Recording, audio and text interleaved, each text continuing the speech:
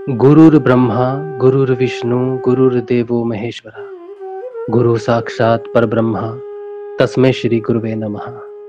तस्मै श्री गुरुवे नमः। तस्मै श्री गुरुवे नमः। बोलो समर्थ सदगुरुदेव संत श्री रामलाल जी सियाग की जय।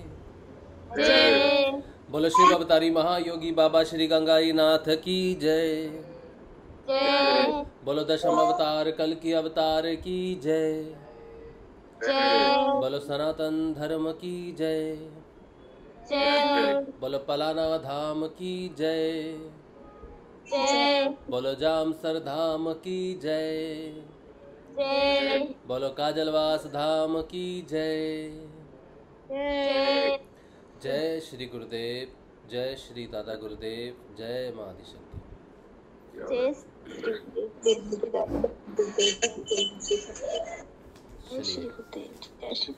अब बज गए हैं 7, तो 7 बजे हम गुरुदेव श्री रामलाल जी सियाग की सिद्धियों की बात करते हैं। गुरुदेव श्री रामलाल जी सियाग कल की अवतार हैं, तो सबसे पहले 10 मिनट कल की अवतार के बारे में बात करना चाहते हैं। उसके बाद जो है शनिवार है, क्योंकि तो शनिवार को हम पतंजलि अष्टांग योग गुरु कृपा से पढ़ते हैं और अपने अंदर आ रहे बदलाव को उसके हिसाब से जानने की कोशिश करते हैं, या अपने जो बदलाव हैं उनके हिसाब से हम जानने की कोशिश करते हैं पतंजलि ऋषि के हिसाब से। तो सबसे पहले जो लोग नए जुड़ते हैं सेशन के साथ, उनके लिए बता दें कि गुरुदेव श्री रामलाल जी सियाग कल की अवतार हैं, और वो इसलिए कहा जाता है उन्हें कल की अवतार कि उनकी फ़ोटो से ध्यान लगता है और वो एक संजीवनी मंत्र की दीक्षा देते हैं। छोटा सा मंत्र है, 3 शब्द का, राधा और कृष्ण का मंत्र है। उस मंत्र को मन ही मन जपना होता है, बिना होंठ और जीभ हिलाए। जब आप उस मंत्र को मन ही मन जपते हैं तो आप में परिवर्तन शुरू हो जाता है, अंदर से परिवर्तन आना शुरू हो जाता है। गुरुदेव एक तो कहते हैं कि आप मंत्र का जाप करो ज़्यादा से ज़्यादा, बिना होंठ और जीभ हिलाए, हर समय कर सकते हो। कुछ भी कार्य कर रहे हो, हर समय आप उस मंत्र का जाप कर सकते हो, संजीवनी मंत्र का। और 2 समय आपको ध्यान करना है, सुबह खाली पेट और शाम को खाली पेट।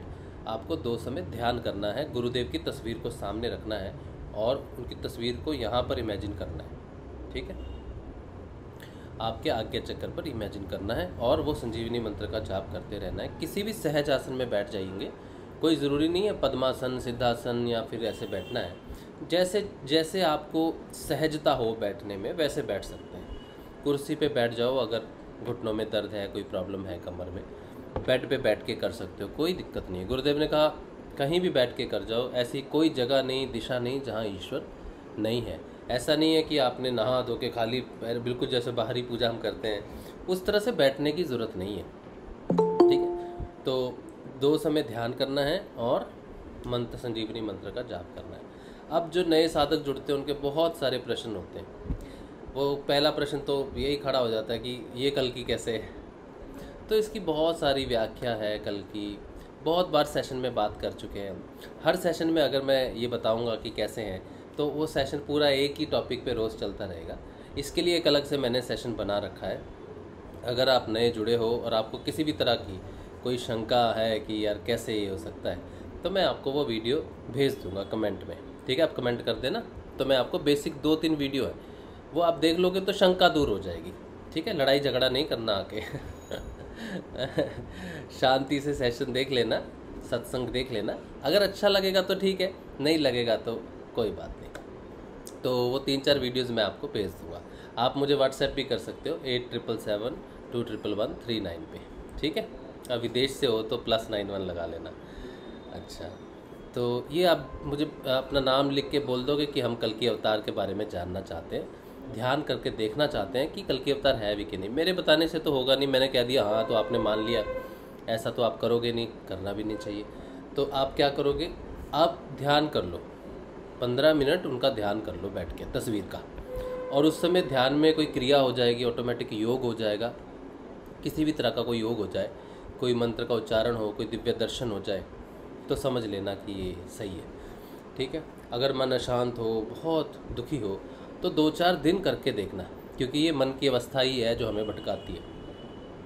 तो कुछ दिन ध्यान करके देखना फ़ोटो के सामने। अगर मिल गया कल की तो मुबारकबाद, अगर नहीं मिला तो खोज जारी रखना अपनी, यही कह सकता हूँ, ठीक है। तो ये, और आज जो हम बात करते हैं वो करते हैं पतंजलि अष्टांग योग की। ऋषि पतंजलि एक महान ऋषि हुए हैं जिन्होंने योग में जो व्यक्ति का परिवर्तन आता है शुरू से लेकर अंत तक उसको लिपिबद्ध किया है। उन्होंने 195 सूत्र दिए हैं।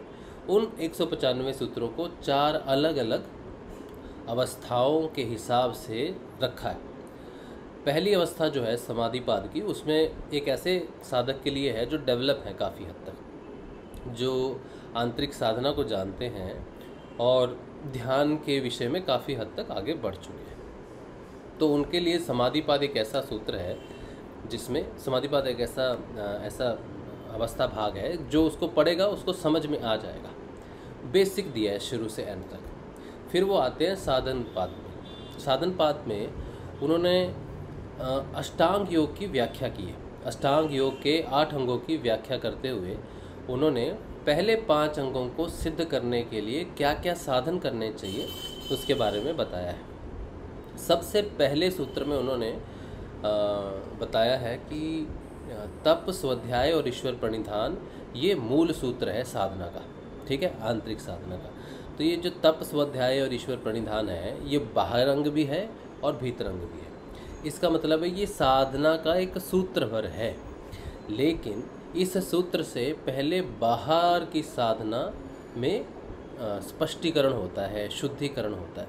फिर यही सूत्र जो है ये जब अंतर साधना शुरू हो जाती है, भीतर की साधना शुरू हो जाती है, तब भी यही सूत्र चलता है। तो जब तक साधक साधना करता है एज ए साधक, तब तक तप, स्वाध्याय, ईश्वर प्रणिधान बाहर का सूत्र बन के उसकी सफाई करता है। जब वो साधक से योग अवस्था में प्रवेश करने लगता है, योगी की अवस्था में, आरंभिक अवस्था में शुरू करता है, तो यही तप, स्वाध्याय, ईश्वर प्रणिधान उसके अंदर की सफाई करना शुरू कर देता है। पहला टारगेट जो है तप, स्वाध्याय, ईश्वर प्रणिधान का वो मन है। मन को खींचकर उसके चित्त में विलय किया जाता है। चित्त में जब विलय हो जाए तो आंतरिक साधना शुरू हो जाती है। आंतरिक साधना चित्त को उसके कारण में विलीन करने की साधना है, जिसे योग साधना कहते हैं। संपूर्ण अष्टांग योग को ही योग साधना माना जाता है, लेकिन इसके कुछ भाग हैं। टोटल इसके 8 भागों को 2 हिस्सों में मूलतः डिवाइड किया है। पहले 5 अंग जो है यम, नियम, आसन, प्राणायाम, प्रत्याहार, ये साधक जब तक साधक है और साधना कर रहा है, उसके जीवन में खलबलियाँ मची हुई हैं, तो वो यहाँ से लेकर खलबली से शुरू होकर शांत अवस्था तक पहुँचता है। जब उसका प्रत्याहार सिद्ध होना शुरू होता है, ये उसका बहुत बड़ा युद्ध है जो वो बाहर की दुनिया के साथ अपने आप को समभाव में लाने के लिए लड़ता है। इसमें उसके जीवन में कई परिवर्तन आते हैं। बाहर से उसके जीवन का ढंग, जीने का ढंग, सोचने का ढंग, एक्शन जो कार्य करता है उसका ढंग, उसके रिलेशनशिप और जो उसकी रोज़ी रोटी है उसको कमाने का तरीका, बहुत सारी चीज़ें जो है जिससे वो बाहर की दुनिया में इंटरेक्शन करता है उसमें बदलाव होता है। सब कुछ होने के बाद फाइनली वो जब इस निष्कर्ष पे निकलता है, भैया राम राम बाहर की दुनिया, अब अंदर को अपने आप को पहचानना शुरू करते हैं। जब ये व्यक्तित्व प्रकट हो जाता है उसके अंदर, तो उसके योग की शुरुआत हो जाती है। साधन पाद में जो 55 सूत्र हैं, शायद अभी मुझे याद तो है नहीं, 55 ही है शायद। तो जो सूत्र है वो सारे के सारे ऐसे साधक के लिए है जिसकी अभी प्रारंभिक स्टेज है। वो एक साधक है, चाहे वो पहले दिन पे हो चाहे वो आखिरी दिन पे हो। ये जो साधना है इसमें कोई भी वो अगर प्रत्यक्ष अनुभूति नहीं करता है तो वो उसके बदलाव में प्रकट नहीं होती। जैसे उसने किसी की अनुभूति सुन ली, वो भी साधक है और दूसरे साधक की उसने अनुभूति सुन ली, लेकिन उसने खुद प्रत्यक्ष अनुभूति उस अनुभूति की नहीं, तो ये उसका बदलाव नहीं बन सकती। कोई भी साधक जब प्रत्याहार से पहले शरीर त्याग देता है और किसी भी चीज़ की कोई भी अनुभूति वो नहीं करता, यानी कि कुछ भी प्रत्यक्ष अनुभूति वो नहीं करता, उसके जीवन में बदलाव घटित नहीं करता, तो उसको अगले जन्म में जो साधन पाद है वहीं से शुरू करना पड़ेगा। और जब तक वो परिवर्तन उसके जीवन में सिद्ध ना हो जाए तब तक वो उस चरण को पार नहीं करता। एक बात है, कि जिस व्यक्ति के जीवन में योग आ जाए, समझ लेना चाहिए कि उसका आखिरी से पहले वाला जीवन ही है, क्योंकि जीवन, मनुष्य जीवन का मिलना, उसमें योग का आना और गुरु की उपस्थिति हो जाना, ये बहुत मुख्य जीवन को दर्शाता है। लेकिन क्योंकि कर्म प्रारब्ध बहुत जन्मों के बंधे हुए होते हैं, तो कई बार मनुष्य जो है योग में प्रवेश नहीं कर पाता, साधना में प्रवेश जरूर कर जाता है। तो फिर अगले जन्म में वो साधक बन के ही पैदा होता है और उसकी साधना बचपन से ही शुरू हो जाती है। तो धीरे धीरे उसकी प्रत्यक्ष अनुभूतियाँ होती हैं और वही प्रत्यक्ष अनुभूति उसमें बदलाव का कारण बनती है और उसमें बदलाव घटित होता है जो परमानेंट है। जब साधक का योग शुरू होता है, तो योग शुरू होते ही उसकी धारणा पक्की होनी शुरू हो जाती है। जहाँ उसकी धारणा पक्की होनी शुरू हो जाती है, वो योग में प्रवेश कर जाता है। धारणा का पक्का होना बहुत सूक्ष्म है, इसे समझाया नहीं जा सकता। ऋषि पतंजलि ने साधकों और योगियों की दो अलग श्रेणियाँ रखी हैं। उन्होंने साधनपाद साधक की श्रेणी में रखा है और विभूतिपाद योगियों की श्रेणी है। हालांकि पूरा ही जो साधनपाद और विभूतिपाद और कैवल्य पद है, वो पूरा का पूरा जो है वो योग ही है, लेकिन फिर भी उन्होंने साधक की अवस्था देख के उसे अलग अलग भागों में विभाजित किया है। साधक जो अभी साधक श्रेणी में है और जिसे अभी पतंजलि अष्टांग योग सिर्फ एक किताब की तरह लगता है या एक सूत्रों की तरह सूत्रबद्ध लगता है, लेकिन उसकी श्रेणियों को समझने की क्षमता नहीं है, क्योंकि उसके प्रत्यक्ष अनुभूति नहीं हुई है, तो वो अभी प्रारंभिक साधक के स्टेज में है। जिस साधक को पतंजलि अष्टांग योग के 4 पदों की विभिन्नता का ज्ञान हो जाता है, उसकी विभिन्नता और अवस्थाओं का ज्ञान होने लगता है, वो साधक समझ लीजिए कि थोड़ा सा उत्तीर्ण है या फिर थोड़ा अच्छी स्टेज पे है।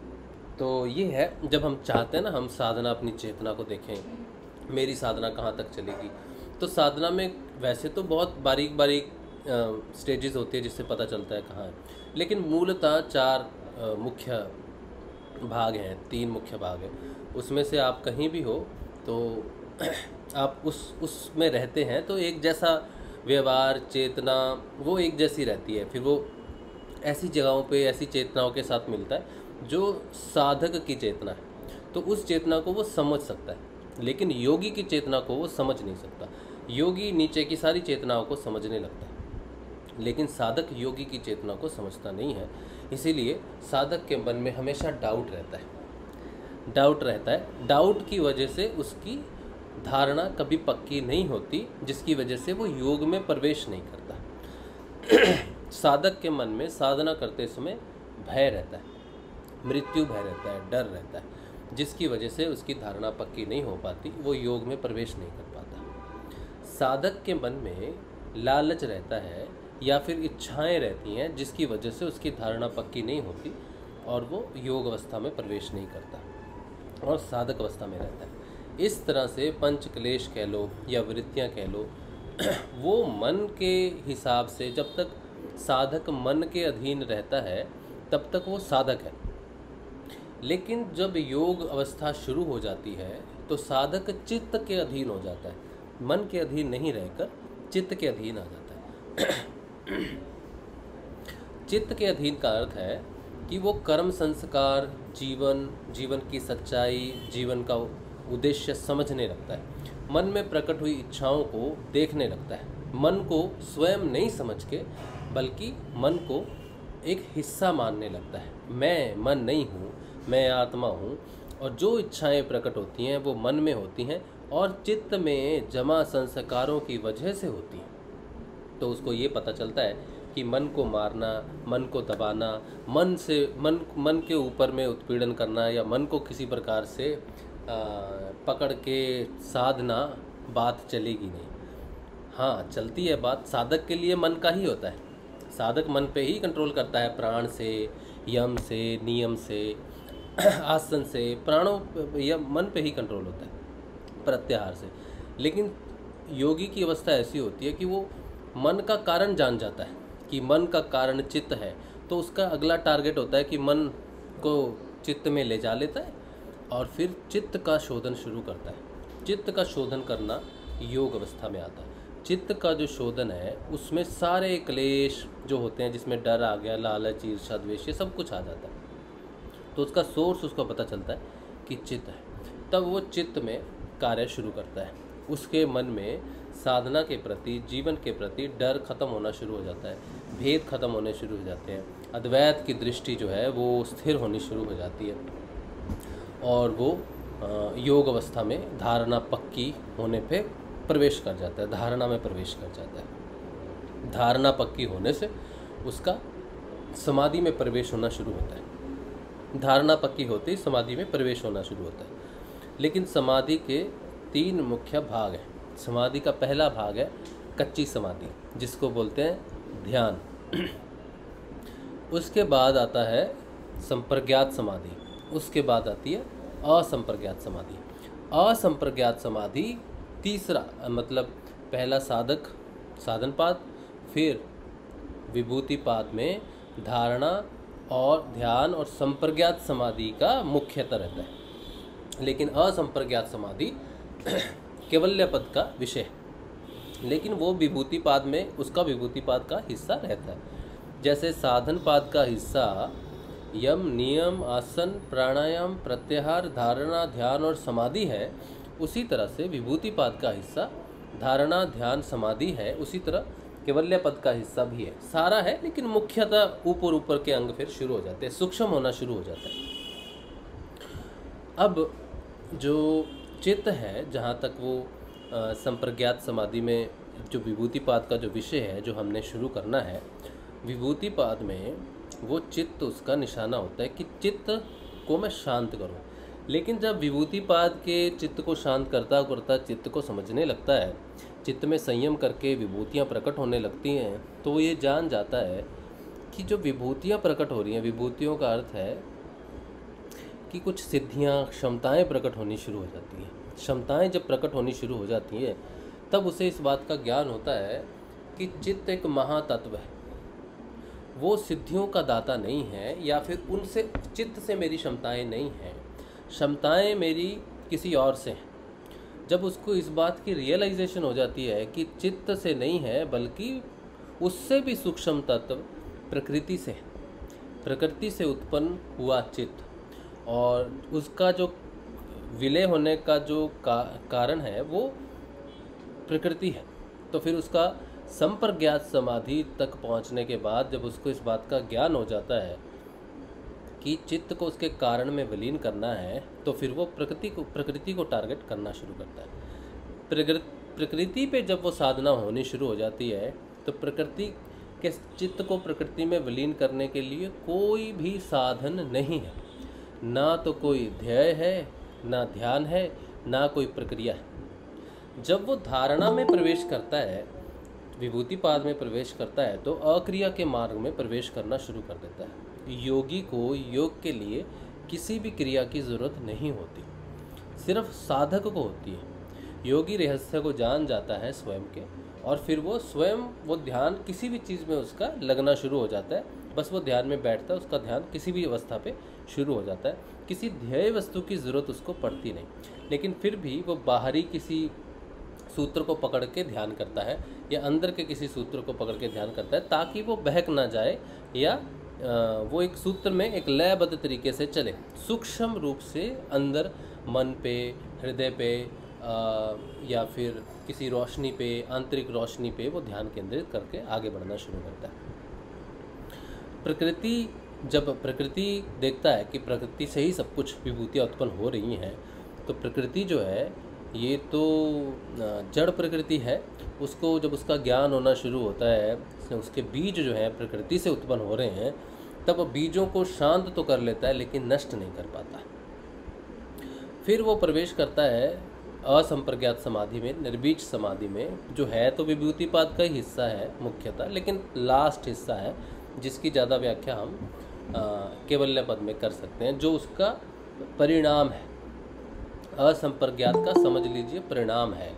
जैसे जो धारणा, ध्यान और समाधि, जो असंप्रज्ञात समाधि है, आपने 1 साल परीक्षा की तैयारी की, और जो आपका रिजल्ट है कि आप पास हुए कि फेल हुए, वो असंप्रज्ञात समाधि है। तो जो भी समाधि है, जैसे ध्यान है, ध्यान एक परिणाम है, आपकी मेहनत का परिणाम है। ध्यान किया नहीं जा सकता, ध्यान करने की कोई विधि नहीं होती, ठीक है। ध्यान क्या है? ध्यान उपलब्धि है। आप जब बहुत नाम जाप करते हो, अंतर्मुखी हो जाते हो, तो फिर आपका अपने आप ध्यान लगने लगता है, ध्यान घटित होने लगता है, यानी कि आपको ध्यान की प्राप्ति होगी। तो ध्यान करने का विषय नहीं है, बल्कि ध्यान प्रिपरेशन का विषय है। कहते हैं ना, फिर हम ध्यान क्यों करें, ध्यान में बैठते हैं, ध्यान लगता नहीं है। तो ध्यान एक प्रिपरेशन है। जैसे एग्ज़ाम में बैठना है, आपने 3 घंटे का एग्ज़ाम है, तो आप प्रिपरेशन करते हो कि ये क्वेश्चन आएगा 5 नंबर का, 2 नंबर का, 10 नंबर का, इसको प्रिपेयर करना है। तो ध्यान प्रिपरेशन है, ध्यान प्रक्रिया करना, ध्यान करना प्रक्रिया है। लेकिन ध्यान घटना एक परिणाम है साधना का। फिर वही ध्यान जब गहरा हो जाता है तो अलग अलग समाधियाँ घटित होती हैं, विचार अनुगत, वितर्क अनुगत, आनंद अनुगत, ये सारी छोटी छोटी समाधियाँ वही ध्यान का परिणाम घटित होते हैं। और ये सारे परिणाम नाम जाप से आते हैं। नाम जाप प्रिपरेशन है, ध्यान में बैठना प्रिपरेशन है। लेकिन ध्यान घटित होना, समाधियाँ घटित होना, असंप्रज्ञात समाधि, संप्रज्ञात, असंप्रज्ञात, जितनी भी समाधियाँ हैं, ये सारी की सारी परिणाम अवस्थाएं हैं, ठीक है। इनको हम हासिल नहीं कर सकते, इनको हम कर नहीं सकते, ये प्रकट होती हैं, विभूतियाँ हैं। ध्यान एक पहली विभूति है, पहली सिद्धि कह लो, चलो ठीक है, पहली पावर कह लो कि हमें पहली पावर कब मिलेगी। तो ध्यान पहली सिद्धि, मैं ऐसा मानता हूँ। हालांकि बहुत छोटा छोटा है। जब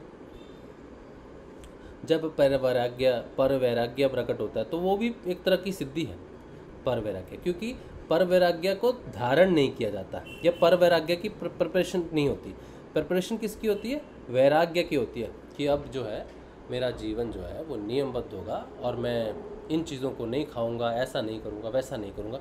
वैराग्य लेना, चीज़ों को छोड़ना। तो मैंने चीज़ों को छोड़ा, मैंने वैराग्य किया, लेकिन पर वैराग्य घटित होता है। मुझे एक विषय के बारे में सोच आई और मैंने कहा नहीं, ये ठीक नहीं। तो मुझे सोच आई, लेकिन मैंने उसको रोक दिया, वो वैराग्य है।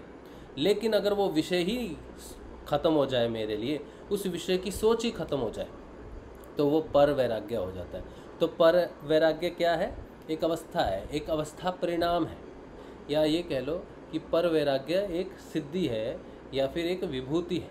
इसी तरह से ध्यान एक विभूति है, और जितनी भी छोटी छोटी समाधियाँ हैं विभूतियाँ हैं, और संप्रज्ञात समाधि विभूति है, और असंप्रज्ञात समाधि सबसे बड़ी विभूति है, ठीक है। तो ये अवस्थाएं हैं योग की और साधना की। जो व्यक्ति, जो साधक गुरु के बताए अनुसार गुरु का नाम जप और ध्यान करता है, उसे ये सारी चीज़ें क्रमबद्ध तरीके से मिलनी शुरू होती हैं और वो भटकता नहीं, ठीक है। अब जो विचला जाते हैं कि यार मेरा तो ध्यान ही नहीं लग रहा, मेरा तो नाम जाप नहीं हो रहा, तो समझ लो कि अभी उसको बहुत बच्चा है वो अभी साधना में, ठीक है। उसके प्रश्न जो है वो गुरु संभालता है, उसको किसी तरह समय लगता है। लेकिन जो ये समझ जाए, सबसे पहला ये समझ जाए कि गुरु ने कह दिया तो मुझे करना है, इसी से मुझे प्राप्त होना है, वरना बिचलाने से, डरने से, शोर मचाने से, इधर उधर दौड़ने से, भागने से मेरी समस्या सॉल्व नहीं हो सकती। ये पहली समझ है जो एक साधक ग्रहण करता है, जहाँ से धारणा पक्की होनी शुरू होती है, ठीक है। तो बहुत सारा विचलन होना, ध्यान नहीं लगता, ये नहीं लगता, क्रिया नहीं होती, ये गुरु अच्छे नहीं, वो अच्छे नहीं, ये बहुत मुख्य स्टेज पे समझ लो कि जैसे हम बाज़ार में आलू लेने गए तो आपको 2 किलो आलू लेने हैं और बहुत तरह के आलू हैं, ठीक है। आप कौन सा आलू चुनोगे? वो जो अच्छा हो, ख़राब ना हो, वही आलू चुनोगे ना। तो समझ लो बहुत सारे साधक जो है साधना में आते हैं, उनमें से बहुत सारे साधक विचलित होते हैं, पर्सनली बहुत ज़्यादा खंडित होते हैं। गुरु तो खैर वो क्या कहते हैं उसको, भाव ले लेता है, पैकरी बोलते हैं उसको, वो ऐसे ही उठा लेता है, सबको डाल दो सबको डाल दो भाई, सबको ले जाएंगे, सबके चिप्स बनाएंगे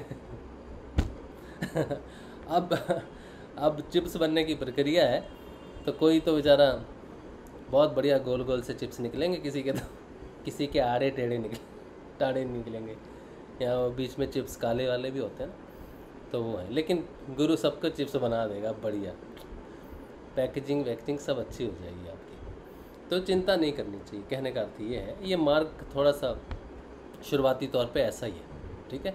जैसे समंदर में बाहर लहरें ही लहरें होती हैं, ऐसा लगता है कि यार बड़ा डर लगेगा आपको समंदर देख के, हे क्या है, और जब अंदर जाओगे तो इतना शांत है, उसकी आवाज़ भी सुनाई नहीं देगी उसकी। जब गहरे समंदर में चले जाओगे एकदम शांत होगा ना, तो ऐसा लगेगा, ऐसा सन्नाटा तो भाई आज तक नहीं सुना कभी तो यही है अवस्था साधक की। बहुत शोर मचाते हैं नए साधक, ठीक है। हमने बहुत शोर मचाया शुरू में, इतना शोर मचाया कि गुरुदेव को परेशान कर दिया, रो रो के गा गा के, सुनते नहीं करते नहीं और फिर समझ गए कि वो सब करता है, हम ही नहीं समझते, तो फिर शांति हो जाती है। चलिए अब शुरू करते हैं आज का जो हमारा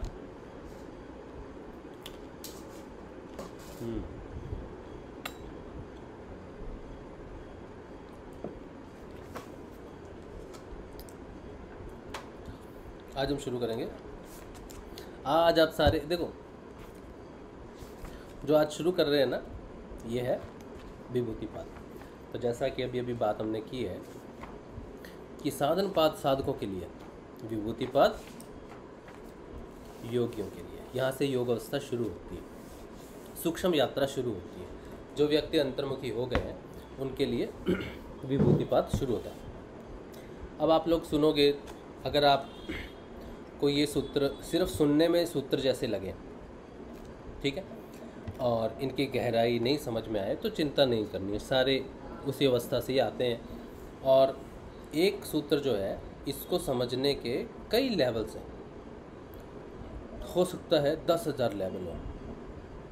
तो मैंने इस सूत्र को पढ़ा, मेरा एक लेवल है, आपने पढ़ा, आपका एक लेवल है, किसी दूसरे ने पढ़ा, उसका एक लेवल है। तो इस तरह से 10,000 लोग पढ़ेंगे इस सूत्र को, तो 10,000 अलग तरीके से उस सूत्र की अपने अंदर धारणा या समझ प्रकट करेंगे, 10,000 तरीके से, ठीक है। लेकिन जो संप्रज्ञात समाधि में जैसे जो साधक पहुंच चुके हैं, वो 10,000 में से समझो 5,000 एक जैसे, 5,000 दूसरे, मतलब थोड़ा भेद रहेगा। और जो असंप्रज्ञात समाधि की स्टेज में पहुंच जाते हैं योग अवस्था में, वो 1 लाख भी पढ़ेंगे ना, तो उनका दृष्टिकोण एक ही रहेगा, 1 लाख का एक ही रहेगा। लेकिन अभी हमने जैसे विभूतिपाद में प्रवेश किया 10,000 लोगों ने एक साथ, तो 10,000 अलग अलग अंडरस्टैंडिंग्स होगी और अलग अलग विवेचना हो सकती है उसकी, ठीक है। लेकिन जैसे जैसे विभूतिपाद आगे बढ़ता रहेगा, ख़त्म हो जाएगा जहाँ पर जाके, और फिर वापस आएंगे यही सूत्र पढ़ने के लिए 10,000 लोग, तो क्या देखेंगे कि 5,000 कह रहे हैं हाँ ऐसा है, और 5,000 दूसरे भी कहेंगे हाँ ऐसा है, लेकिन इस तरीके से थोड़ी सी इधर उधर व्याख्या रहेगी, लेकिन काफ़ी समीप आ जाएंगे, भेद कम हो जाएगा अंडरस्टैंडिंग में। और फिर संप्रज्ञा कैवल्य पद के बाद तो 10,000 के 10,000 वापस आएंगे, कहेंगे हाँ यही तो है, ठीक है। तो भेद पूर्ण रूप से ख़त्म हो जाना ही योग की प्राप्ति है, ठीक है। हालांकि चलो छोड़ो, शुरू करते हैं इसको ना तो तीसरा पाद है विभूतिपाद। इसमें टोटल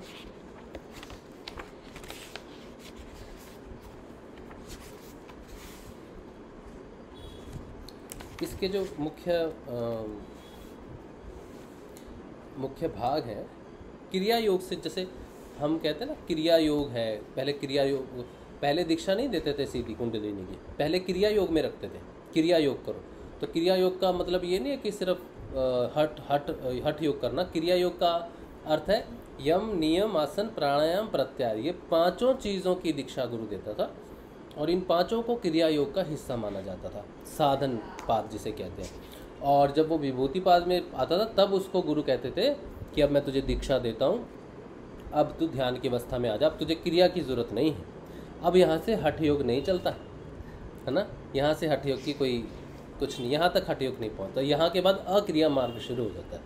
यहाँ पर धारणा है सूक्ष्म, ध्यान है सूक्ष्म, यहाँ पर विभूतियाँ हैं, यहाँ पर अंदर से प्रकट होने वाली बात है, बाहर से अब कुछ नहीं हो सकता, ठीक है। सिद्धासन में बैठो, पद्मासन में बैठो, ईशासन में बैठो, उससे कुछ विशेष लाभ नहीं होना भी। अच्छा, तो विभूतिपाद को उन्होंने मुख्यतः 6 भागों में विभाजित किया है। पहले भाग में उन्होंने धारणा, ध्यान, समाधि का वर्णन किया है। दूसरे में उन्होंने संयम का निरूपण कहा है। तीसरे में चित्त के परिणामों का विषय कहा है। चौथे में प्रकृति जनित पदार्थों के परिणाम कहा है। पांचवें में भिन्न विषयों में संयम करने का परिणाम, और छठे में विवेक, ज्ञान और कैवल्य। अब ये 6 की 6 चीज़ें हमने सेशन में, अभी तक जितना सेशन हुआ है इसमें हमने सूक्ष्म रूप से पढ़ लिए। जो भी अभी बात की है ना, ये विभूतिपाद में ये 6 भागों की बात हम कर चुके हैं।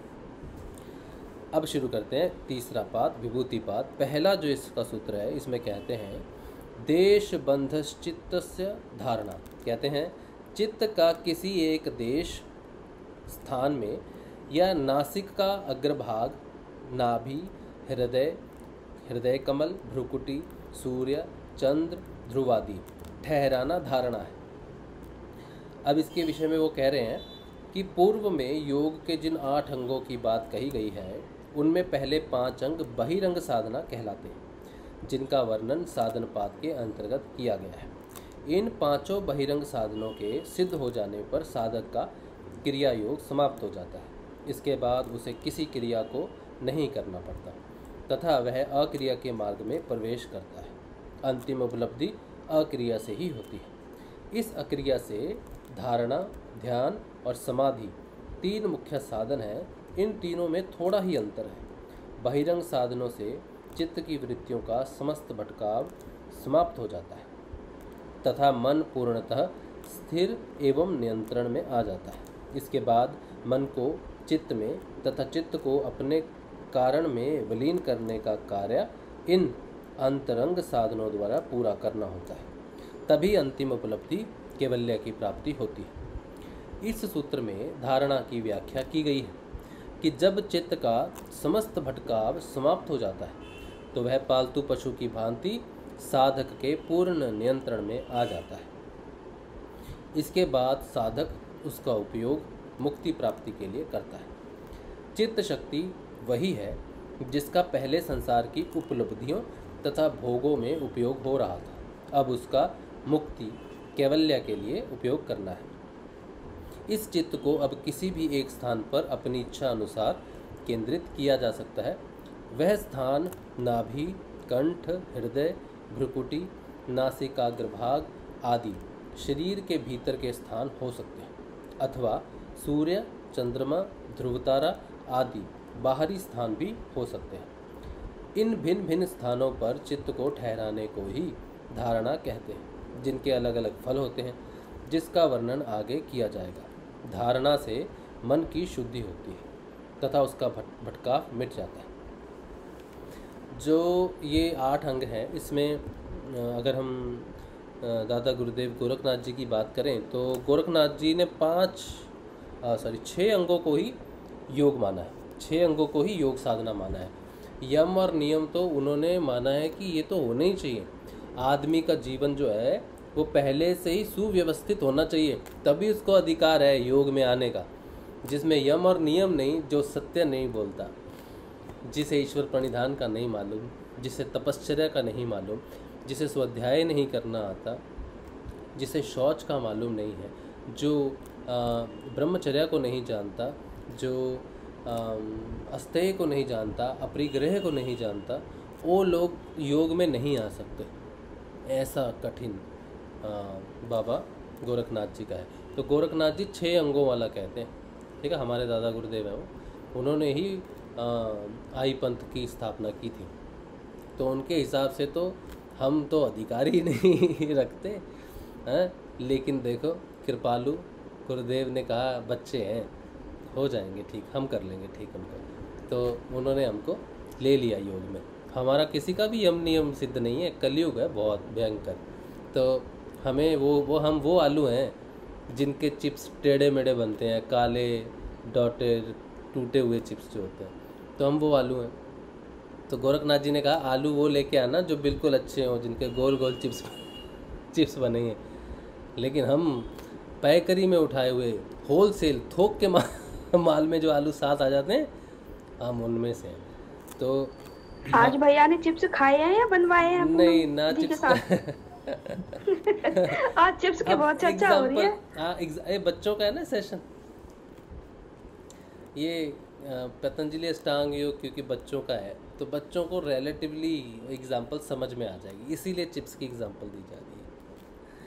अच्छा चलिए आगे बढ़ते हैं। तो ये कहने का अर्थ है कि हम जो हैं हमें गुरु के प्रति निष्ठावान रहना चाहिए। हमें जिस चीज़ की प्राप्ति हुई है हम उसे डिज़र्व नहीं करते अपने कर्मों के हिसाब से।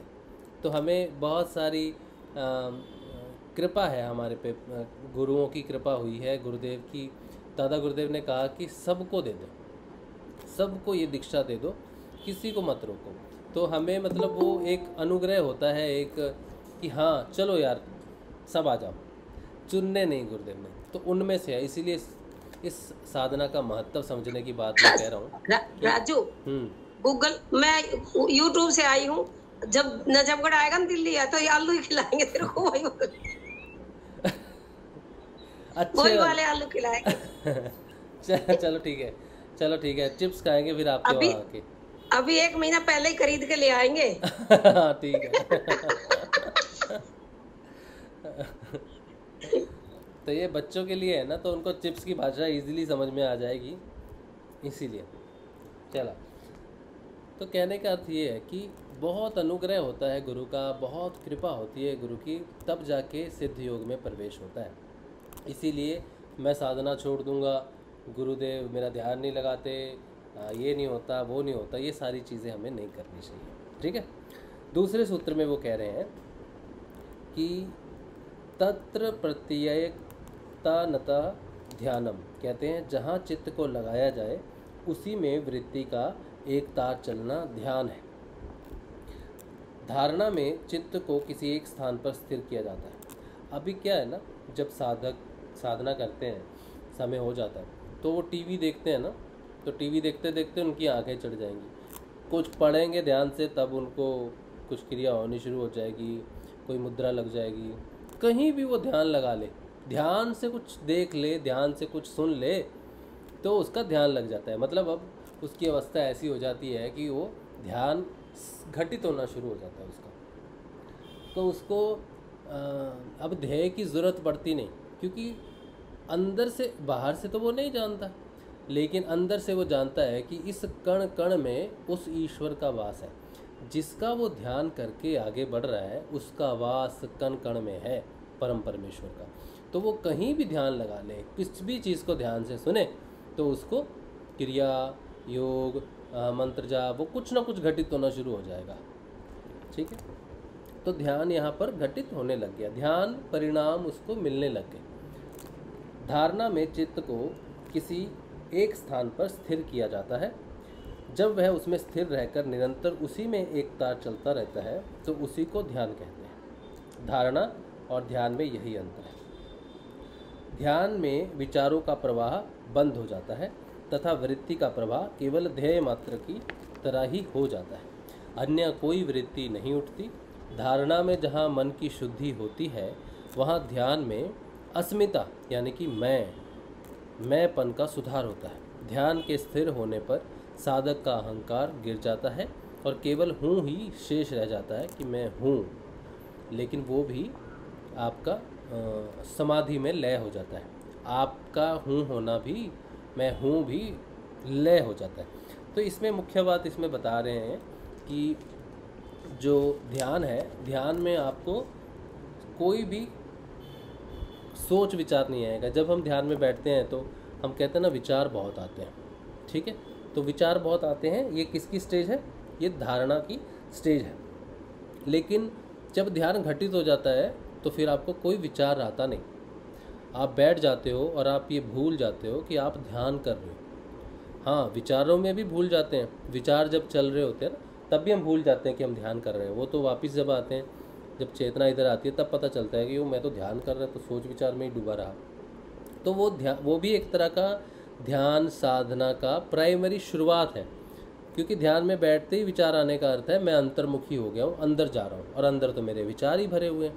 जब उन विचारों को क्रॉस करके मन से आगे बढ़ जाता हूँ तो मेरे को कोई विचार नहीं आएगा, मेरे को बिल्कुल ऐसी अवस्था हो जाएगी कि बस एक ध्येय मात्र शून्य रह जाता है, सिर्फ गुरुदेव दिखेंगे, थोड़ी देर के लिए दिखेंगे, फिर उसके बाद गुरुदेव भी गायब हो जाएंगे और आपको पता ही नहीं चलेगा कि आप ध्यान में बैठे थे। कोई अनुभूति नहीं, कुछ नहीं, शून्य से वापस आते हैं जैसे, ऐसी अनुभूति होती है। वहाँ से ध्यान घटित होना शुरू हो जाता है। ठीक है, तो ये ध्यान में और धारणा में, धारणा पक्की हो जाएगी ना, तब ध्यान लगना होना शुरू हो जाएगा। तीसरे सूत्र में वो कहते हैं तदेवार्थ मात्र निर्भासाम स्वरूप शून्यमिव समाधि। कहते हैं चित्त जिसका ध्यान कर रहा हो उसका स्वरूप शून्य होकर जब केवल ध्येय मात्र की ही प्रतीति होती है वह समाधि है। अब ये सूत्र बहुत महत्वपूर्ण है। ये सूत्र इसलिए महत्वपूर्ण है कि साधक जब, देखो आप, हम लोग गुरुदेव का ध्यान करते हैं, ठीक है, तो जैसा अभी मैंने इस सूत्र से पहले मैंने बात की थी ना कि आपको गुरुदेव दिखेंगे थोड़ी देर के लिए, तो आपको अपने ध्येय का, जिसका आप ध्यान कर रहे हो, उसका स्वरूप दिखता है। ये ध्यान की अवस्था है। ठीक है, अब वो ध्यान ही गहरा होगा, समाधि में परिवर्तित होगा, तो क्या होगा कि गुरुदेव दिखते मतलब इमेजिनेशन करना, दिखते किसी को नहीं है भैया। ये दिखने वाले साधक पता नहीं कौन है, लेकिन मुझे तो नहीं ऐसे दिखते। मैं अपनी बात ही कर सकता हूँ, जिनको दिखते हैं वो विरले हैं शायद, लेकिन मेरे जैसे साधारण शिष्य को, साधारण साधक को ऐसे नहीं दिखते गुरुदेव यहाँ पर, और मुझे वो दिखना उचित भी नहीं लगता। अगर गुरुदेव आज्ञा चक्र पर दिखने लग गए तो फिर ये समझना कि आपका ध्यान कभी गहरा नहीं हो सकता।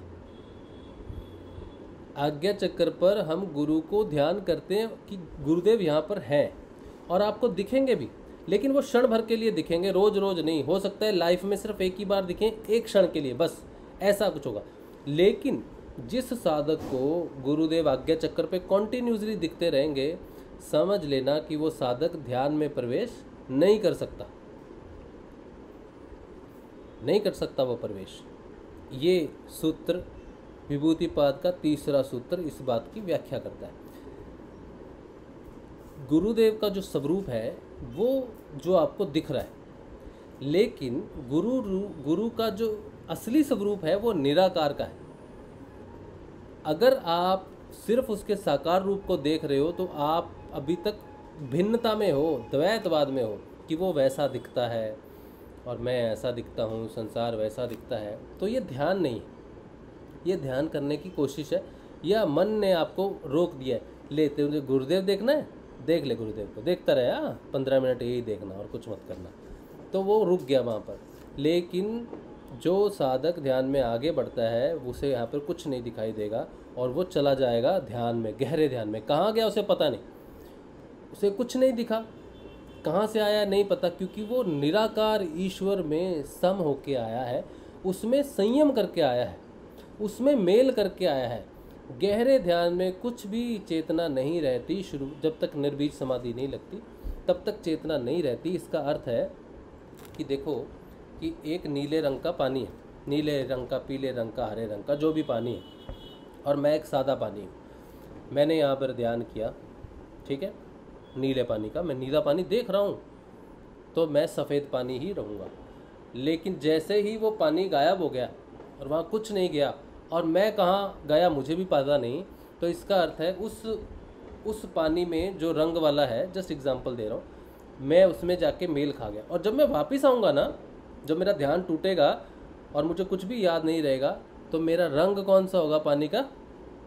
वो रंग होगा जो मेरे ईश्वर का रंग है, यानी कि गुरुदेव का निराकार तत्व में प्रज्ञा है, ज्ञान है, उसी में ही सारा ज्ञान निहित है।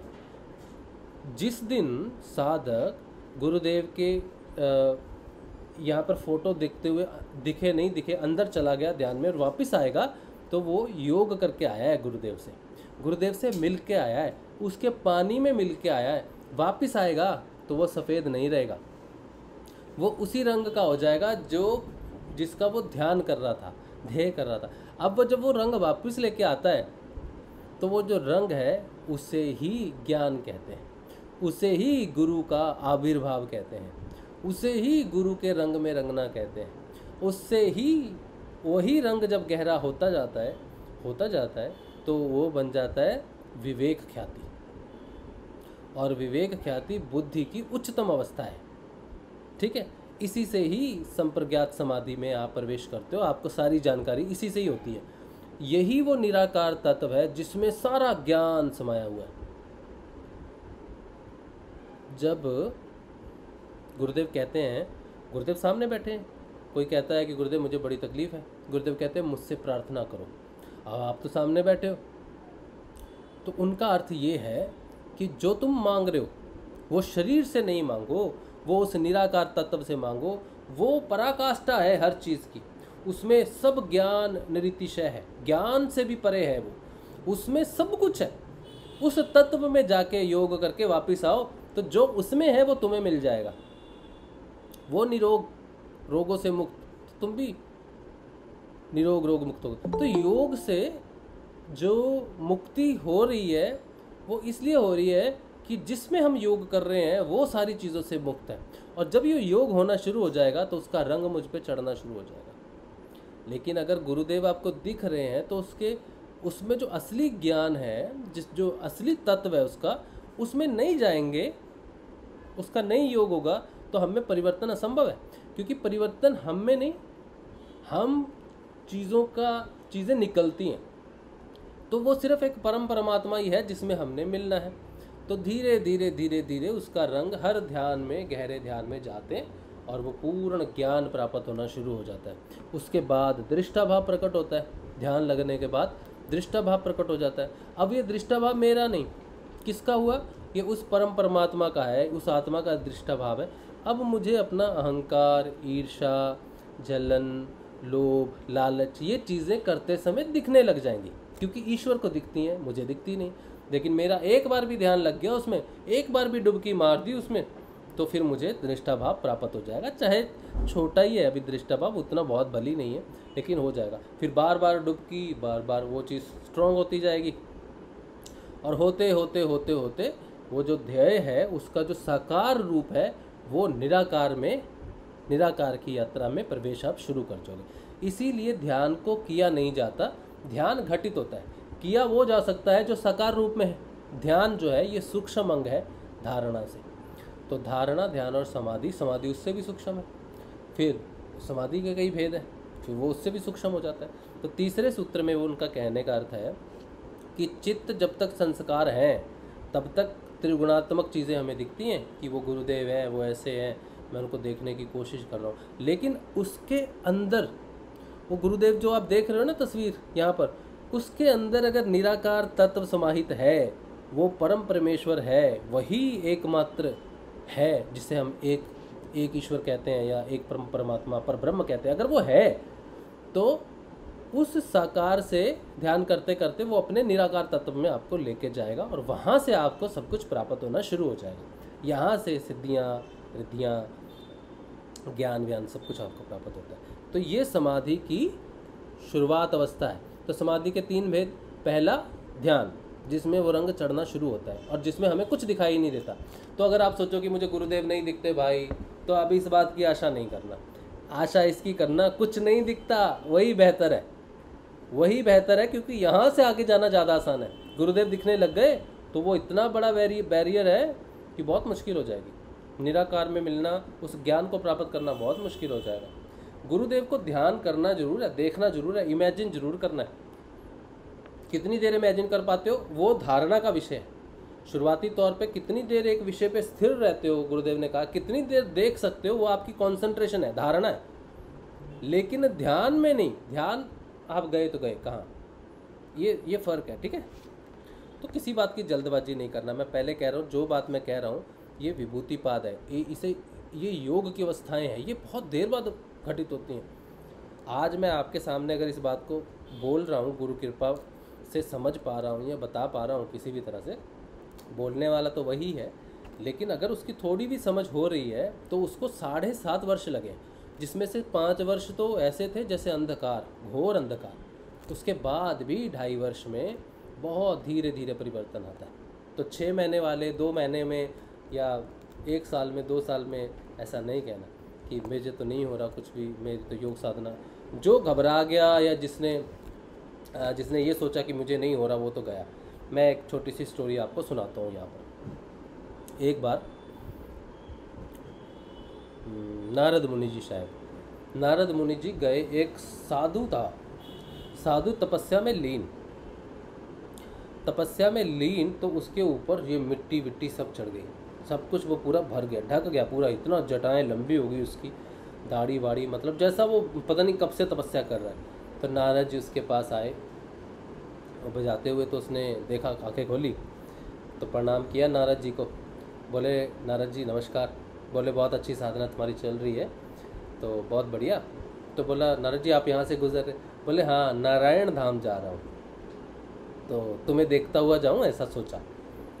तो बोला आप नारायण के पास जा रहे हो, मुझे तो मिले नहीं है, उनको पाने की इच्छा है, तो आप उनसे पूछना कि मैं बैठा हूँ और कितनी देर तरसाओगे भगवान, कितनी देर बैठना पड़ेगा।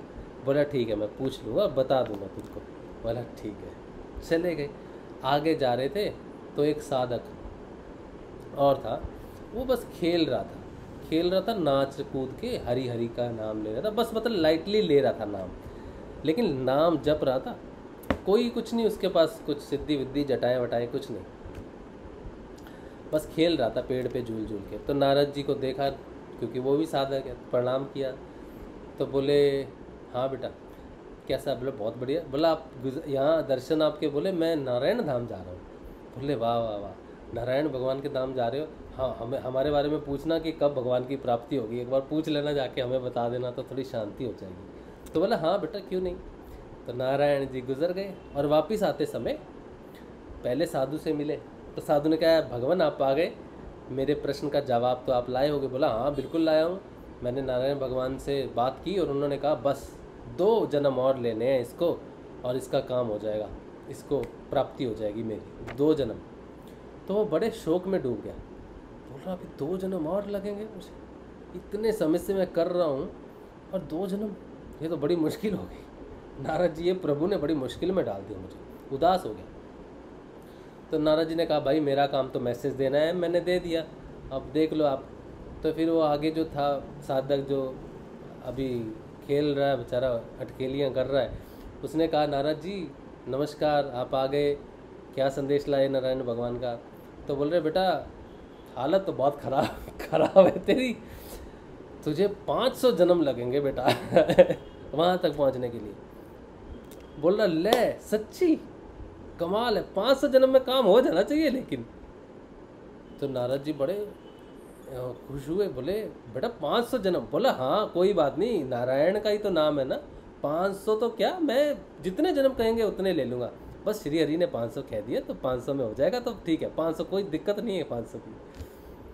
तो श्री हरि प्रकट हुए और उन्होंने उस बालक को, जो श्री हरि की भक्ति जो है वो सदैव करना चाहता है, चाहे कितने भी जन्म मिले वो करना चाहता है, 500 जन्म में उसे कठिन नहीं लग रहे, लेकिन उसे भक्ति में रस आ रहा है, तो उसकी मुक्ति पहले होगी। लेकिन जो साधु बैठा है कई जन्मों से और उसे 2 जन्म भी भारी लग रहे हैं, यानी कि वो भक्ति में रस नहीं है, वो सिर्फ अपनी एक इच्छा है उसकी, उसको प्राप्त करने के लिए। तो साधना में जब हमें रस नहीं प्राप्त होता, हम सिर्फ एक लक्ष्य को तय कर लेते हैं, मेरा ध्यान कब लगेगा, या मुझे ये कब दिखेगा, या मुझे वो कब दिखेगा, तो हम वही बहुत तपस्वी बन के बैठ जाते हैं जटाओं वाले कि मैं कर रहा हूँ, कब मेरा लगेगा ध्यान, कब होगा। और एक है कि नाम जप रहे हैं गुरुदेव का, ध्यान कर रहे हैं गुरुदेव का, खा पी रहे हैं, ठीक है सब कुछ, और कोई बात नहीं, गुरुदेव की बस नाम जपते रहें, नाम ना छूटे गुरुदेव का, बाकी गुरुदेव समझ लें क्या करना है क्या नहीं करना है, जब तक उनका काम है करवाते रहें, आते रहें, जब तक नहीं मिशन पूरा होता हम भी वहाँ जाके बैठ के अंगूर थोड़ी खाएंगे गुरुदेव के। गुरुदेव का मिशन यहाँ चल रहा है और हम वहाँ बैठे आराम करें, ऐसा तो संभव नहीं है ना। तो गुरुदेव का मिशन में जब तक गुरु को जरूरत है, गुरुदेव वापस लगा के रखो हमें, और जिस चेतना पे हमें काम करवाना है, चाहे लोअर लेवल की है चाहे हायर लेवल की, हमें फ़र्क नहीं पड़ता, हम तो नीचे भी काम करने के लिए तैयार है ग्राउंड लेवल पे, हायर मैनेजमेंट में भी तैयार है काम करने के लिए। तो ऐसे व्यक्ति, ऐसे साधक गुरु के प्रिय होते हैं, जो अपनी साधना विशेष को अपने लिए नहीं बल्कि साधना को इसलिए कर रहे हैं कि वो गुरु के साथ जुड़े हुए हैं, गुरु के कार्य में जुड़े हैं। गुरु बार बार कहता है भाई इस कार्य के लिए मैं आया हूँ, तुम मेरे साथ आते हो, कार्य के लिए आते हो, हमेशा आते हो, हमेशा कार्य करते हैं, तो ये बात खास ध्यान रखनी चाहिए कि हम बहुत बड़े कोई योगी धर्मात्मा महात्मा नहीं हैं जिन्होंने एक लक्ष्य बांध लिया है कि मोक्ष मिलना, बल्कि हम उसकी सेना में हैं। वो छोटे छोटे वानर सबसे अच्छे, ठीक है। अभी नल नील हनुमान जी तो उड़ उड़ के पता नहीं क्या कर रहे हैं, लेकिन हमारे जैसे छोटे छोटे जो वानर है ना, वो एक दूसरे की पूंछ खींचेंगे ना, उसमें हमको बहुत अच्छा है। एक की पूंछ खींच दी, आपस में थोड़ा सा हो गया, ये हो गया, खेल लिए कूद लिए, लेकिन राम सेना में हमारी एंट्री है, ठीक है। लड़ना तो हनुमान जी ने है, वो सुग्रीव वो सब योद्धा वोद्धा वही सब है, वही सब लड़ते रहे जिन्होंने लड़ना है। हमने तो आपस में मस्ती करनी है और एक दो रावण के पकड़ लेंगे और उसके बाद मस्ती कर लेंगे। तो साधना जो है वो छोटे छोटे जो वानर है जिन्होंने पत्थर फेंक फेंक के राम जी के लिए पुल बनाना है, निकलो आप आगे, युद्ध करो आप, ठीक है। तो हम वो हैं, शांति उसी में है, मज़े उसी में है, खेल कूद में ही जो है वो मस्त गुजरेगी साधना, टेंशन में नहीं गुजरेगी। कब मेरे को ये प्राप्त होगा, वो प्राप्त होगा, ये प्राप्त होगा, तो ठीक नहीं, ठीक है। तो इसमें इसलिए जो मैंने बात अभी कही है इस सूत्र में, ये विभूतिपाद है, ये हमें देखो, ये जब मैं विभूतिपाद पढ़ रहा हूँ ना, तो आपके मन में लालसाएँ जागेंगी। अब सिर्फ ये लालसाएँ ही हैं कि मेरा ध्यान कब लगेगा, कब मैं जाऊँगा, ये विभूतिपाद है ही लालसा, इसका नाम होना चाहिए लालसा पाद क्योंकि ये लालसाओं से भरा हुआ है, इसमें विभूतियाँ भरी हुई हैं सारी। कोई सामान्य साधक मेरे जैसा आपके जैसा पढ़ेगा ना, तो यही सोच जाएगा, अच्छा मेरी धारणा पक्की हुई, ध्यान में गया, अब मुझे ये रंग मिलेगा, ये नहीं होगा। तो इसका मैं इस पतंजलि ऋषि से थोड़ा सा भेद करूँगा इस चीज़ में। मैं उनसे ये प्रार्थना करूँगा कि आपने इसका नाम विभूतिपाद नहीं लालसा पाद लालसा पाद रखना था, ताकि साधक को याद रहे कि ये मुझे लालसा में लेके जाने वाली चीज़ है, ठीक है। ऋषि पतंजलि जी को मैंने अपना सुझाव दे दिया है, बाकी पता नहीं क्या करेंगे, लेकिन हो सकता है कि ये सुझाव उन्होंने हमें दिया हो कि बेटा इसको विभूतिपाद की तरह मत पढ़ो, इसको लालसा पाद की तरह पढ़ो, तब जाके तुम्हारा कल्याण हो सकेगा, ठीक है। तो आज इतना ही करेंगे, 8 बज गए हैं। चौथा सूत्र हम अगले शनिवार करेंगे, ठीक है। चलो तो ये है कहानी सिद्धयोग की और हमारी आलूओं की और छोटे छोटे जो वानर होते हैं पूंछ खींचने वाले। हाँ, पूंछ खींचने वाले, अगर आप पूंछ नहीं खींच सकते तो आप वो नहीं हो जो शैतान वानर जो पीछे हैं सबसे, बैक बेंचर्स, तो गुरुदेव के वो वानर बनो बस। चलो अब अगर इसी पे कुछ है प्रश्न, 1 या 2, तो ठीक है, तो सेशन यही रखेंगे कि इंग्लिश का सेशन भी आज है, रोज ही होता है वैसे तो अगर किसी का इसी विषय पे है और किसी विषय पे नहीं, इसी विषय पे अगर प्रश्न है तो पूछना, हाँ, या कुछ कहना है तो कहना। हाँ जय गुरुदेव भैया। हाँ करण, जय श्री गुरुदेव भैया। कुछ दिन पहले आप कह निपटे थे कि साधना में मजे नहीं आने होते हैं, अगर मजे आ रहे तो साधना नहीं चल रही है, जब तक साधना खत्म है। हाँ, जब बुरा तो अच्छी साधना चल रहा है। आज उल्टा बोल रहे हो। मैं उल्टा बोल रहा हूँ? हाँ, अरे साधना तो एक दूसरे के पूंछ खींचने में चलेगी, उन्होंने मजे आ जाएंगे। हाँ, पूंछ खींचने का मतलब ये नहीं किसी की बेइज्जती करना, पूंछ खींचने का मतलब है खेल में आपस में प्रेम से रहना, स्नेह से रहना, तो उसमें तो मजे आ जाएंगे। तो क्यों नहीं आने चाहिए मजे भाई? ये कौन सा तुम बहुत बड़ी तुमसे कौन सा गुरुदेव ने सुबह 4 बजे उठा के तपस्या करवा रहे हैं? गुरुदेव कह रहे खाओ पियो मस्त रहो, घूमो फिरो, सबको बताओ, अपनी अनुभूतियाँ बताओ, अपने ग्रस्त जीवन में रहो, काम वासना तुम्हारी सब जागी हुई है, सब तुम मस्त कर रहे हो, बच्चे 4 पैदा करो, 6 करो, और मस्ती क्या होती है? यही तो सही कह रहे हो भैया। थोड़ी बैठ के गुरुदेव ने थोड़ी बता जाओ टीले पे बैठ जाओ और हिलना नहीं वहां से। हंसी खेल का अर्थ है कि बिना टेंशन के साधना करना, किसी बिना एक्सपेक्टेशन के साधना करना। देखो मैं एक बात बताता हूँ करण तुमको, जो सच्चाई है, ट्रुथ है, जिस दिन उस परम पिता से मुलाकात होगी ना, वो तुम्हें पालने में खेलने वाले से भी छोटा शिशु के नज़र में नजर आएगा। कृष्ण एकदम बच्चा, बालपन। गुरुदेव को जब दर्शन हुए थे ना, कृष्ण के पूर्ण दर्शन हुए थे, तो पहले तो वो बांसुरी दे के गया 17-18 साल का लड़का, ठीक है, जिसकी लीला चलती है, और एक है जो सारी चीज़ों का निर्माता है, वो कृष्ण, वो बाल रूप में छोटी सी नाव में गुरुदेव को देखा, उसे गुरुदेव ने पूर्ण दर्शन माना। तो जो सहस्रार में बैठा है ना, वो शिशु है, शिशु है। और अगर आपका परिवर्तन शिशु में नहीं होता, मैं तो बाल अवस्था की बात कर रहा हूँ, खेलने कूदने की। अगर आपका परिवर्तन साधना के अंत तक शिशु में नहीं होता तो इम्पॉसिबल है। अगर ये पॉसिबल है तो ये सारे ग्रंथ किताब सब कुछ झूठे हैं। वो कृष्ण का बाल रूप भी झूठा है। कृष्ण का बाल रूप देखा है आपने, कितनी मस्ती करता है। कैसे करोगे मस्ती जब उसके साथ मेल होगा, योग होगा, तो वो तो कहेगा चलो सखा रास करते हैं। क्या करोगे? नहीं जी मैं सीरियस साधना कर रहा हूँ, ये खेल वेल मेरे से नहीं होगा, आप जाओ यहाँ से। बोल पाओगे? भैया इसी को परमहंस पद कहते हैं क्या? मैंने सुना है परमहंस और बच्चे में कोई अंतर नहीं होता।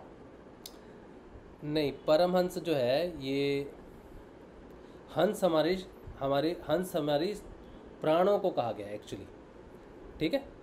तो जब हंस शरीर प्रकट होता है तो जैसे 7 शरीर होते हैं, अन्नमय कोश, अन्नमय शरीर, प्राणमय शरीर, ठीक है। तो ये प्राणों पर जब विजय हो जाती है, जो प्राणों को जीत लेता है उसे हंस शरीर की सिद्धि या हंस शरीर उसको एक्सेस हो जाता है। तो हंस को और परमहंस को प्राणों से और प्राणों से मुक्त अवस्था को बोला गया है। कोई कहे कि मैं परमहंस हूँ, जैसे रामकृष्ण परमहंस है, तो वो प्राणों से मुक्त, प्राणों से जो समिष्ट प्राण है जिसकी रचना सबसे पहले हुई है, उस प्राण से भी ऊपर की जो शरीर तो है उनके पास, तो परमहंस का शरीर जो है जो प्राणों से भी मुक्त हो, इसीलिए उसे परमहंस कहा जाता है, ठीक है। ये सिद्ध, जैसे शरीर, पार्थिव शरीर, भाव शरीर, कारण शरीर, महाकारण शरीर भी कहते हैं इसको। फिर हंस, परमहंस, शायद इस तरह से आता है, पता नहीं मुझे क्या गति है। लेकिन हंस जो है वो आपके प्राणों से संबंधित है।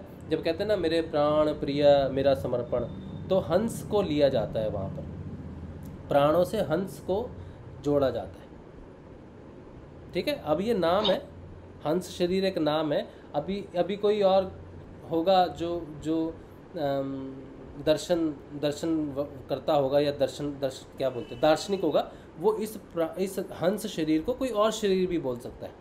परमहंस शरीर को कोई और शरीर, जैसे भाषा बदल जाएगी तो वो बदल सकता है। लेकिन जहाँ तक मुझे समझ में आता है कि जो हमारी साधना है, पहले हम इस शरीर के अधीन रहते हैं, तो ये शरीर है हमारा पार्थिव शरीर। फिर भावों के अधीन रहते हैं, भाव शरीर। कारणों के अधीन रहते हैं, कारण शरीर। जब कारणों से मुक्त हो जाए, कारण क्या क्या है? मन कारण। मन किसका कारण है? विषयों का कारण है। चित्त किसका कारण है? मन का कारण है। और प्रकृति किसका कारण है? चित्त का कारण है। और प्रकृति का कारण कौन है? वो परमपद है। तो कारण शरीर की साधना है एक एक विषयों से मुक्त होना, कारणों से मुक्त होना। हंस शरीर आप कह लो कि अपने प्राणों से, फिर पंच तत्व हैं, बहुत सारी चीज़ें हैं जो को रिलेटेड है। तो जैसे जैसे आपकी साधना कैवल्य पद की तरफ जाती है, तो कैवल्य शरीर की तरफ जाती है, तब तक आप सूक्ष्मतर विजय प्राप्त करते जाते हो। इसलिए अलग अलग शरीर की प्रेरणा से बुलाया जाता है। अब रामकृष्ण परमहंस को देखो, पहला क्या हो गया? पार्थिव शरीर, भाव शरीर और कारण शरीर, महाकारण शरीर, हंस शरीर, परमहंस शरीर, फिर कैवल्य पद शरीर, लास्ट का कैवल्य पद शरीर। तो ये अलग अलग नाम दे दिए जाते हैं, पर समझने की बात है कि ये हमारी विजय, क्या बोलते हैं, पताका, विजय पताका है। शरीर हमारी एक झंडा है कि हम यहाँ तक पहुँच गए, समझ लो। वो उस हिसाब से उसको व्याख्या की हुई है, ठीक है। लेकिन हंसते हंसते साधना करना, टेंशन में नहीं करना। जिसने भी तुमसे कहा है ना, मैंने कहा था क्या? हाँ आप ही थे। मैंने कब कहा था? जिसकी साधना मतलब उसमें कष्ट नहीं आ रहा है तो समझो। अरे यार क्या तुम, सच्ची बात है ना, 4 डंडे तुमको मेरे सिर पे मारने चाहिए कि मैंने तुमसे ये बात कह दी। कोई नहीं, मिलेंगे अभी। मेरा कहने का क्या अर्थ था कि कष्ट जो मिल रहे हैं ना, वो तुम्हारा तप है मेरे भाई, वो तपश्चर्या का हिस्सा है। उस तप में भी खेलते कूदते रहना। जैसे अभी तो स्टोरी सुनाई है कि वो बच्चा खेल रहा है, कूद रहा है, लेकिन उसको 500 जन्म लगेंगे। 500 जन्मों का कितना उसको कष्ट होगा। उसको गर्भ में जाना पड़ेगा, उसको पढ़ाई करनी पड़ेगी, उसको बहुत सारे काम करने पड़ेंगे, शरीर की बीमारियां, बीमार रोग, ये सब झेलना पड़ेगा। वो इसका तपस होगा 500 वर्षों का। तो तप का अर्थ है कि आपकी साधना में मुश्किलें प्रकट होंगी, लेकिन आपको मुस्कुराते रहना है हर मुसीबत के अंदर में, वो हंसने खेलने की बात कर रहा हूँ मैं। आप धन्य हो महाप्रभु। थैंक यू भैया। अब देखो, इसीलिए ना मुझे कई बार बोलते समय ना मैं गुरुदेव से कहता हूँ कि मुझे डर लगता है गुरुदेव, इस बात से मुझे डर लगता है कि मैं क्या कह रहा हूँ अब उतना तो एक्सप्लेन नहीं कर पाता। हालांकि मैं एक लाइन को 4-4, 6-6 बार बोलता हूँ और लोग इस बात से दुखी भी हो जाते हैं, यार तू क्यों एक बार को नहीं बोलता है, क्यों 4-4, 6-6 बार बोलता है। तकलीफ़ में आ जाते हैं जिनको समझ में आ जाती है, लेकिन मुझे अंदर से डर रहता है कि इतना बोलने के बाद, और मैं इस बात की गारंटी देने के भी लिए तैयार हूँ कि जितना भी बोला जाता है उसको समेटना संभव नहीं है। करण, तुम्हारी भी गलती नहीं, मेरी भी नहीं है। जो हमें प्राप्त हो रहा है ना इन सेशंस के माध्यम में, ये सामान्य नहीं है, इसकी वैल्यू किसी को भी नहीं है। आज मैं इस सेशन में बोलता हूँ कि जो सेशन आज तक हुए हैं गुरुदेव के, जितने सत्संग हुए हैं, इसमें जो हमें प्राप्त हुआ है उसकी 1% भी वैल्यू नहीं है। और मैं ये भी जानता हूँ कि इस चीज़ की वैल्यू होगी भी नहीं, क्योंकि ये समय नहीं है इसका वैल्यू का। अगर यही सेशन आज से 50 साल तक रहते हैं, 50 साल बाद रहते हैं ना, ये सारे सेशन किसी वश रह गए, किसी कारणवश इंटरनेट बच गया या चीज़ रह गई, जो व्यक्ति 50 वर्ष बाद इस सेशन को देखेगा ना, वो मेरी बात की गहराई को जानेगा कि क्या मैं कह रहा हूँ। लेकिन आज नहीं जान सकते, क्योंकि गुरु कृपा क्या होती है और गुरु किस तरह से सेशन करवा रहा है, इसका भी ज्ञान मुझे भी शायद 20 वर्ष बाद हो। ये भी बात मैं तुमको कह के रख रहा हूँ।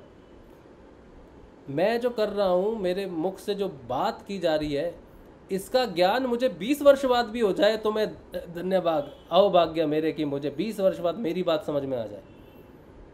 लेकिन जब मैं यहाँ पर बैठ के बोल रहा हूँ ना, इस समय बोल रहा हूँ, तो मुझे इसका पूरा ज्ञान है। गुरुदेव मुझे क्या बुलवा रहे हैं इसका मुझे ज्ञान है। लेकिन जैसे ही मैं इस चेयर से उठूँगा और मैं सब भूल जाऊँगा, ये भी मैं आपको सत्य बात कहता हूँ, मैं इस सेशन का नाम तक भूल जाता हूँ। इस चेयर से उठते ही नाम तक भूल जाता हूँ। और एक चीज़ मैं आपको आज एक रहस्य की बात बता रहा हूँ जो इस आसन के साथ है। सोचो, मैं अब इसके बाद इंग्लिश का सेशन होगा, ठीक है। इंग्लिश का सेशन जब होगा तो मैं कितनी भी कोशिश करूं कि मैं बैठ के ही, चलो 8:30 बजे है, 5 मिनट बचे हैं, बैठ के ही करता हूं, कभी कंटिन्यू नहीं होता। वो आसन मुझे छोड़ना ही पड़ता है, किसी भी कारणवश छोड़ूं, लेकिन मुझे चाहे 1 सेकंड के लिए उठना पड़े। हालांकि मेरी कोई कमर दर्द हो रही है या ऐसी कोई समस्या नहीं होती, लेकिन इंग्लिश सेशन शुरू होने से पहले मुझे ये आसन छोड़ना पड़ता है, फिर से नमस्कार करके बैठना पड़ता है, तब वो अलग चलता है, तब उसकी अलग चेतना से वो चलता है। वो प्रोग्राम 2 अलग चेतनाओं से हिंदी और इंग्लिश का सेशन चलता है। इसका मैं साक्षी हूँ, अकेला साक्षी हूँ इस समय। गुरुदेव जो करवा रहे हैं, मैं जानता हूँ इस बात को। और जो मैं कह रहा हूँ, जो सेशंस मैंने किए हैं, उसका ज्ञान हमें 10 या 20 वर्ष बाद भी पूर्ण रूप से हो जाए तो हमें अपने आप को खुशकिस्मत समझना चाहिए कि हमें ज्ञान की बातें समझ में आ रही हैं। यहाँ पर बैठ के मैं बोल रहा हूँ, अभी मुझसे आप कोई भी प्रश्न पूछ लो, मैं जवाब दे दूँगा आपको। जैसे ही इस चेयर से उठूँगा ना, मेरा डब्बा गोल है, बिल्कुल गोल है डब्बा। मैं तो आपको बता रहा हूँ, कुछ भी नहीं है, ज्ञान का लेश मात्र भी नहीं मिलेगा आपको। ये सब कुछ उसकी इच्छा से घटित हो रहा है। ये पतंजलि को पढ़ना, समझना, ये रोज सेशन होना, बात करना। गुरुदेव के 100 पर्चे छपाने निकलो, आप बाजार में जाओ, 100 पर्चे छपाने निकलो। 100 पर्चे छपाते छपाते वाट लग जाएगी आपके पूरे दिन। जो बाहर प्रचार करते हैं ना साधक, उनको पूछना कितनी जद्दोजहद का सामना उन्हें करना पड़ता है। तो बहुत मुश्किल है ये काम। समय जो है ना, विरोधी समय है, विरोध में। हालांकि परिवर्तन शुरू हो गया है, समय शुरू हो गया, लेकिन अभी भी विरोध है। हवा अभी भी उस दिशा में नहीं है, पूरी तरह से विरोध है। तो आप कभी कोई ऐसा लगे कि मैंने ये कहा था, आज मैं ये कह रहा हूँ, उसका क्लेरिफिकेशन ले लेना, बोल देना कि ये तुमने बोला था, ऐसा किस विषय में बोला था, ठीक है। तो हंसते खेलते करना, तप आएगा, तप की चिंता नहीं करना, हंसते खेलते रहना, कहना का अर्थ ही है, ठीक है। जिसके जीवन में कोई प्रॉब्लम नहीं हो रही, और वो सोच रहा है साधना बड़ी अच्छी उसके जीवन में नहीं है, तो वो साधना चल नहीं रही। साधना का अर्थ ही है कि आपके जीवन में परिवर्तन होना, आपके रास्ते बदलेंगे, आपकी डायरेक्शंस बदलेगी, आपको उलट प्रभाव में जाना पड़ेगा, बहुत कुछ सामना करना पड़ेगा आपको आपकी साधना में।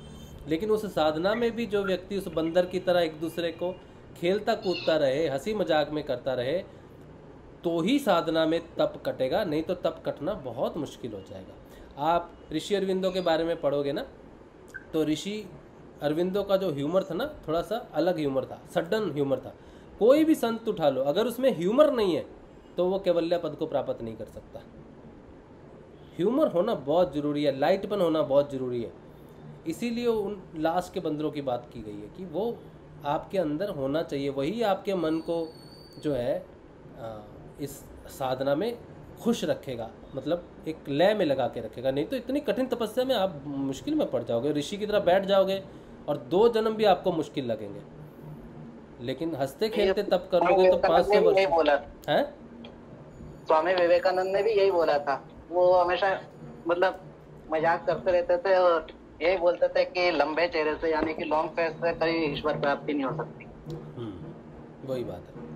तो ये 2 चीज़ें अलग अलग हैं, लेकिन एक ही समझने वाली बात है। तो सीरियसनेस अलग चीज़ है किसी चीज़ की प्राप्ति की। ऐसा भाई संघर्ष से चल रही है तो मार तो चल रही है, इसका मतलब साधना में सीरियस तो चल रही है, अब क्लियर हो गया। हाँ, साधना में सीरियसनेस होना चाहिए कि मुझे ध्यान करना है, गुरु के प्रति श्रद्धावान और सच्चा रहना है, ये सीरियसनेस है। सीरियस होके बैठ गया, वो सीरियसनेस की बात नहीं है। सीरियस का मतलब है अपने गुरु के प्रति सच्चे, सतर्क और अपनी साधना के लिए हमेशा पंक्चुअल रहना। सीरियसनेस, खेलते कूदते रहना, मतलब वो ईश्वर के साथ आपका योग होना शुरू हो गया। टेंशन में तो बीपी बढ़ जाएगा भाई, मुश्किल पड़ जाएगी। तो आपने निरोग होना ना, रोगी होना है। चलो आज बहुत होगी गपशप, अब इतना ही ठीक है। तो रखते हैं सेशन को श्री गुरुदेव के श्री चरणों में, और कल मिलेंगे, कल सुबह के ध्यान में। जय श्री गुरुदेव, जय श्री दादा गुरुदेव, जय श्री गुरुदेव, जय श्री गुरुदेव, जय श्री दादा, जय श्री गुरुदेव, जय श्री दादा गुरुदेव, जय आदिशक्ति गुरु माँ, जय श्री, जय पड़दादा गुरुदेव भावनाथ। जय श्री।